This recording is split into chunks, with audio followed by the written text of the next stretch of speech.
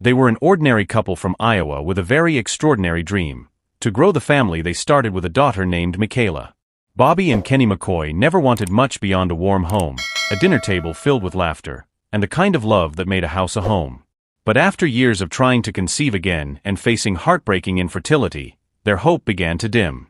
Until one day in 1996, a fertility doctor gave them a small solution that led to an unimaginable result. During a routine ultrasound, the technician stopped cold, her face slowly draining of color. She asked Bobby to wait while she brought in a second doctor. Then a third. Moments later, Bobby and Kenny sat stunned as a soft-spoken physician said the words that would change their lives forever. "You're having 7 babies." Bobby blinked, confused. 7. The doctor nodded grimly. Septuplets. The room went still. Kennies and Gripter. The very thing they had prayed for, life, was suddenly too much. Too risky. Tout extrême. The doctors warned them gently but firmly. There was no precedent for all 7 babies surviving.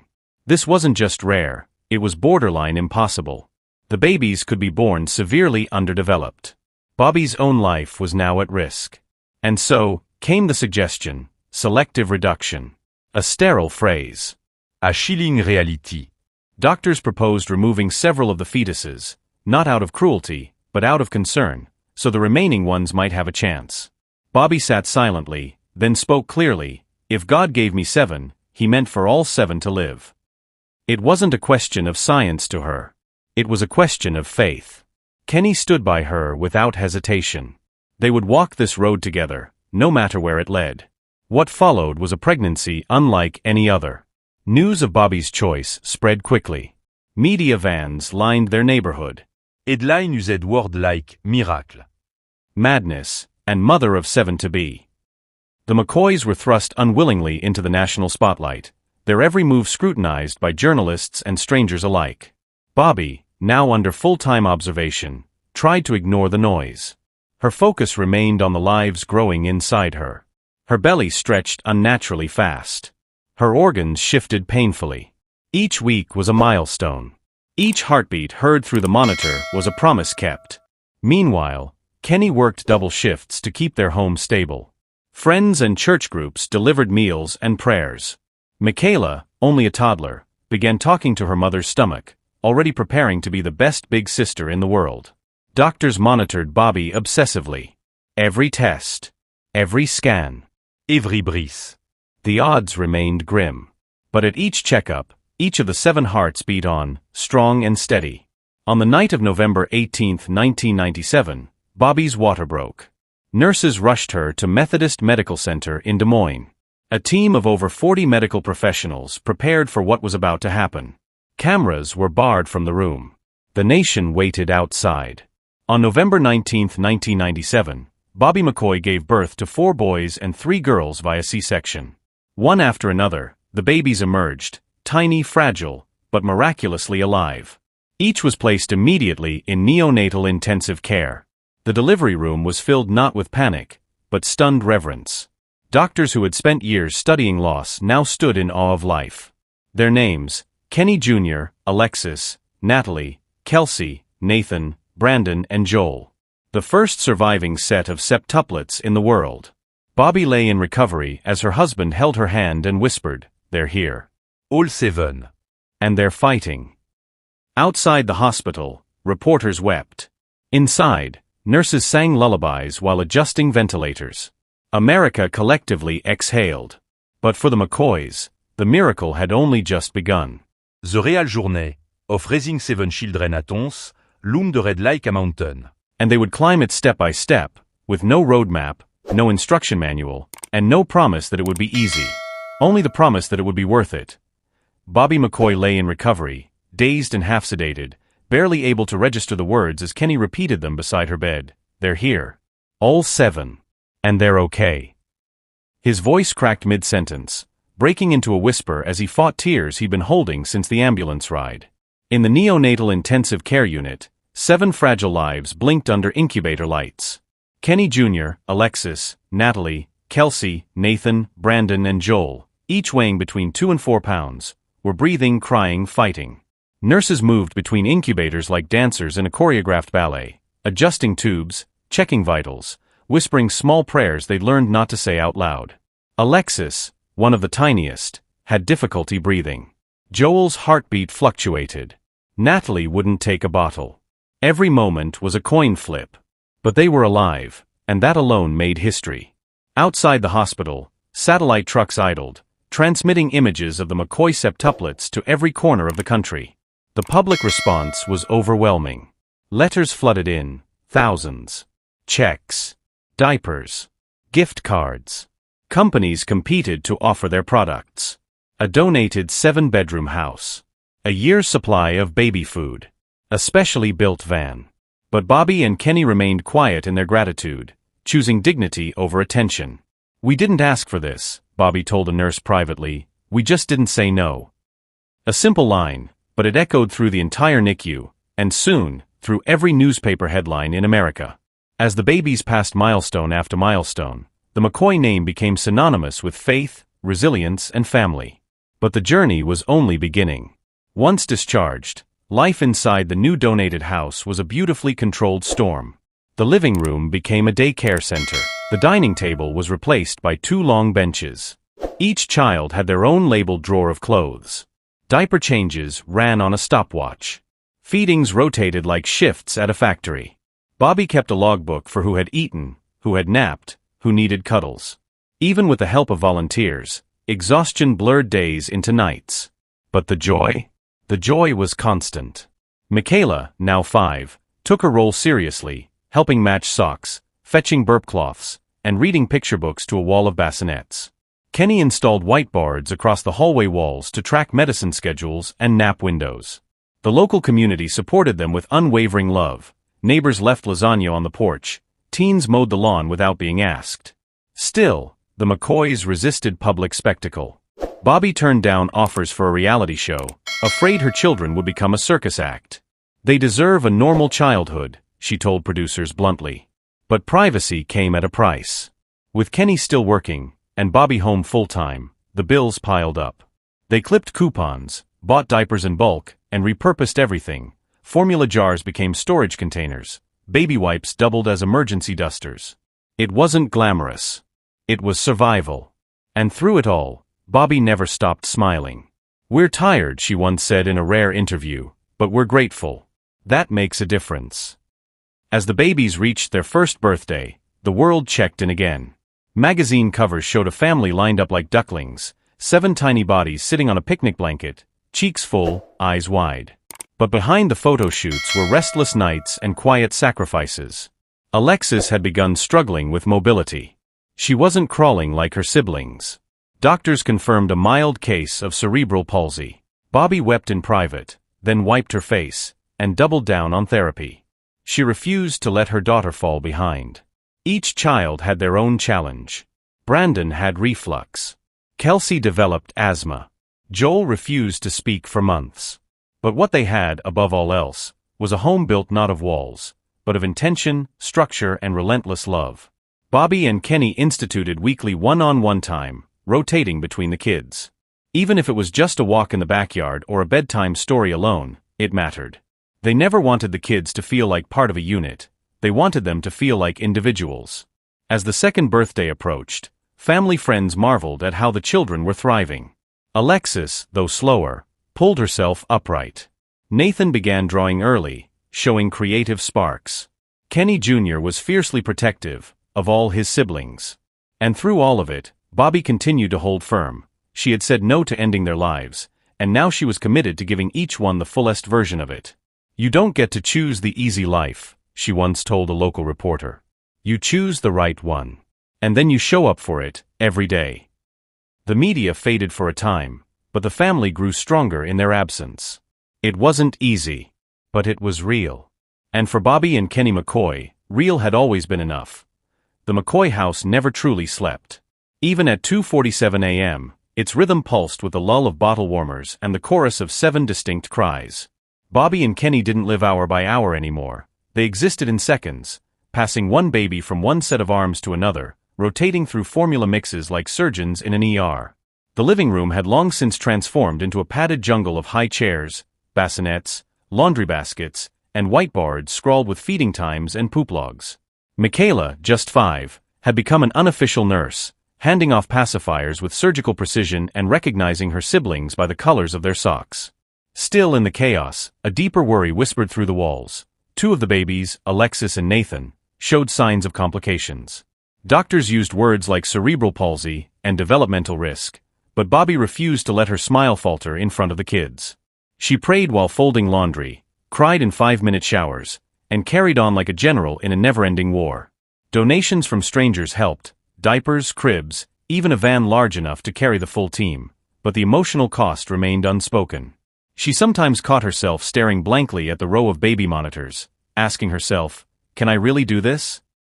But then came small victories. The first synchronized nap, the first wobbly giggle shared between 3 of them in a playpen, Alexis attempting to pull herself upright with trembling knees while Joel clapped in encouragement. Bobby would freeze in those moments, heart full, exhaustion forgotten, and remember why she chose all 7. They weren't a burden. They were her miracle. And as the babies grew, crawling and later toddling like ducklings in a noisy parade, Bobby began to see that despite everything, despite the odds, the judgment, the impossible schedule, love was multiplying faster than fear ever could. There were no manuals for raising septuplets. Bobby and Kenny learned this quickly. Each day arrived like a test they hadn't studied for, and each night ended in grateful survival. By the time the kids turned 4, life had become a finely tuned balancing act between love and logistics. Morning routines looked like factory lines. 7 bowls of oatmeal, 7 sets of socks, 7 car seats in a custom-fitted van that creaked under the weight of constant movement. Even a simple outing became a minor operation.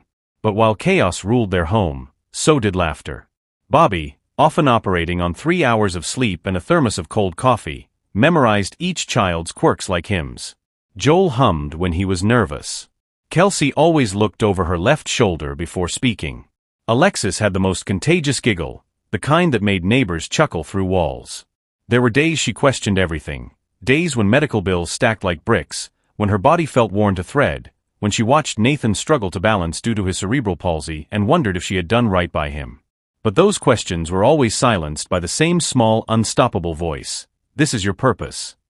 In the rare quiet hours between sunset and exhaustion, she and Kenny would collapse on the worn-down couch, side by side, watching their babies sleep like angels in chaos.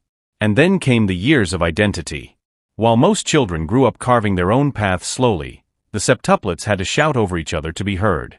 Kenny Jr. took naturally to leadership, often scolding his siblings like a little dad, while Natalie leaned into books and solitude, her silence a defense against the noise. Brandon, the boldest, had a knack for climbing things he shouldn't. And then there was Alexis, gentle and determined, learning to walk late due to her cerebral palsy, but never complaining, never defeated. Therapies became routine, physical, speech, occupational. Bobby sat through every session, never once letting a therapist's raised eyebrow break her belief. "They will live full lives," she said once, teeth clenched, when a doctor cautiously used the word limitations. She hated that word. There were no limitations in this home, only effort, exhaustion, and unconditional faith. Their story continued to draw media attention. Cameras returned every birthday, every milestone. Bobby tolerated it only because it allowed her to thank the world. The strangers who donated diapers, the companies who pitched in with vans, formula, even a 7-bedroom house. But she also feared the spotlight's cost. The kids weren't novelties. They were individuals, and she made sure they understood that. At night, she told them stories, not fairy tales, but truths about their miracle birth, about how doctors once begged her to reduce them, how she said no, not out of defiance but conviction. "You were all meant to be here," she whispered into warm foreheads as they drifted off. Still, the toll was real. Kenny took on extra hours doing construction and odd jobs, his hands calloused and cracked year-round. Bobby, once a school clerk, gave up work entirely to manage their home like a command center. There were times she resented how invisible she felt to the world, how her name was always Mom, and never Bobby anymore. But that feeling never lingered long, not when Joel snuck into bed during thunderstorms, or when Kelsey cried because a cartoon character got hurt, or when Alexis whispered "I love you" mid-therapy stretch. Those were the reminders. Love had transformed their small Iowa townhouse into a haven of noise, need, and never-ending motion. When the children entered middle school, individuality hit like a tidal wave. Arguments became louder. Voices cracked with hormones and frustration. But still, every Friday night, they gathered around one long dinner table, a patchwork of mismatched chairs and spaghetti-stained placemats, and held hands to pray. 7 distinct voices, 7 paths forming under one roof. The hardest part was letting them grow, letting them need her less. Bobby watched as her babies learned to ride bikes, argue politics, dream beyond the living room. The milestones began to hurt, not just warm. But she knew this was the plan all along, raise them to leave her. One evening, when they were around 15, Bobby stood at the threshold of their hallway and looked into each room. Posters on walls, music bleeding under doors, arguments about school and crushes. For a moment, the house that once echoed with baby cries now pulsed with teenage dreams. She turned away with a tear in her eye. Kenny found her crying in the laundry room again. "You okay?" he asked. "I'm just watching time pass," she whispered. I blinked and they grew up. And he held her, both knowing that while the diapers and midnight feeds were behind them, the real letting go hadn't even begun. By the time the septuplets turned 13, the world's attention had faded, but inside the McCoy home, the real story was still unfolding. Their lives were no longer measured by news features or magazine spreads, but by small daily victories. Nathan walking across the kitchen without assistance, Alexis landing a solo in the school choir, Joel building a working radio from scratch in the garage. The public saw miracle babies. Bobby saw individuals struggling, growing, failing, and trying again. The chaos of diapers had transformed into the noise of adolescent debates, sports practices, spilled secrets, and heartbreaks. Kenny Jr. became the quiet protector of the group, especially looking out for Alexis, who, despite her disability, had a mind sharper than most adults. Brandon began to show signs of restlessness, sneaking out to skateboard, questioning rules, daring to test the boundaries that had so tightly framed their early years. Kelsey grew into the mother hen, fiercely loyal and often the mediator between feuding siblings. Bobby, now older, more tired, but emotionally tougher than she ever imagined, took up a part-time job at the local library just to afford the stack of college prep books piling up in their home. Kenny worked longer hours, often missing dinner, returning with worn-out hands and a grateful smile. Every evening, no matter how chaotic the day had been, Bobby insisted on one thing: dinner at the table, all 9 chairs filled. Always the quiet tinkerer, became a mechanical engineer. He rarely spoke much, but when he did, his words carried weight. Kelsey had blossomed into a fiercely independent woman, a nurse with an easy laugh and a quick wit, always checking in on her siblings, always grounding them. Nathan, who had undergone years of therapy for his motor skills, was now teaching, patient, soft-spoken, the kind of teacher who made struggling students feel safe. Natalie had followed her passion for writing and became a journalist, constantly exploring stories of hope against odds. And Brandon, fiery, restless Brandon, had returned from military service with a new calm in his eyes. He didn't talk much about what he'd seen, but the way he hugged his mother now, longer, tighter, said everything. Bobby and Kenny often sat on their porch in the evenings, watching the sky melt into gold, their hands naturally finding each other's. Sometimes they didn't speak. Sometimes they simply listened, to the distant bark of a dog, the rustling trees, and their hearts that still beat in sync after all these years. They had made it. Through the storm of public scrutiny, the overwhelming exhaustion of diapers and formula, the endless worry of health complications, and the quiet fear of failing their children, they had made it. There were years when the finances were tight, when sleep was rare, when the very air inside their home felt stretched thin. But love, Bobby always believed, was a renewable resource. No matter how much she poured out, more always grew. Now, in this quieter chapter of life, that love returned in abundance. Always the quiet tinkerer, became a mechanical engineer. He rarely spoke much, but when he did, his words carried weight. Kelsey had blossomed into a fiercely independent woman, a nurse with an easy laugh and a quick wit, always checking in on her siblings, always grounding them. Nathan, who had undergone years of therapy for his motor skills, was now teaching, patient, soft-spoken, the kind of teacher who made struggling students feel safe. Natalie had followed her passion for writing and became a journalist, constantly exploring stories of hope against odds. And Brandon, fiery, restless Brandon, had returned from military service with a new calm in his eyes. He didn't talk much about what he'd seen, but the way he hugged his mother now, longer, tighter, said everything. Bobby and Kenny often sat on their porch in the evenings, watching the sky melt into gold, their hands naturally finding each other's. Sometimes they didn't speak. Sometimes they simply listened, to the distant bark of a dog, the rustling trees, and their hearts that still beat in sync after all these years. They had made it. Through the storm of public scrutiny, the overwhelming exhaustion of diapers and formula, the endless worry of health complications, and the quiet fear of failing their children, they had made it. There were years when the finances were tight, when sleep was rare, when the very air inside their home felt stretched thin. But love, Bobby always believed, was a renewable resource. No matter how much she poured out, more always grew. Now, in this quieter chapter of life, that love returned in abundance. In every phone call from a grown child, every surprise weekend visit, every framed photo on the wall of 7 adults who were once the world's miracle babies. The media rarely called anymore. There were no more cameras flashing in their front yard. The world had moved on, but the McCoys hadn't chased attention to begin with. They had only ever chased one thing: the chance to give every one of their children a chance at life. When asked if she ever regretted not choosing selective reduction, Bobby's answer had never changed. She looked into the interviewer's eyes, voice steady with the conviction of a mother who had lived her truth. No. Never. I was scared, but I trusted that each one of them had a reason to be here. And look at them now. That old baby monitor, the one that once crackled through long nights and delivered cries in stereo, sat boxed in the attic now. It hadn't been used in decades. But for Bobby, it symbolized something far greater than sleep training or midnight feedings. It was proof of what love sounds like when it first arrives: uncertain, raw, and relentless. And though the house was quiet now, that sound still echoed in her heart, sevenfold.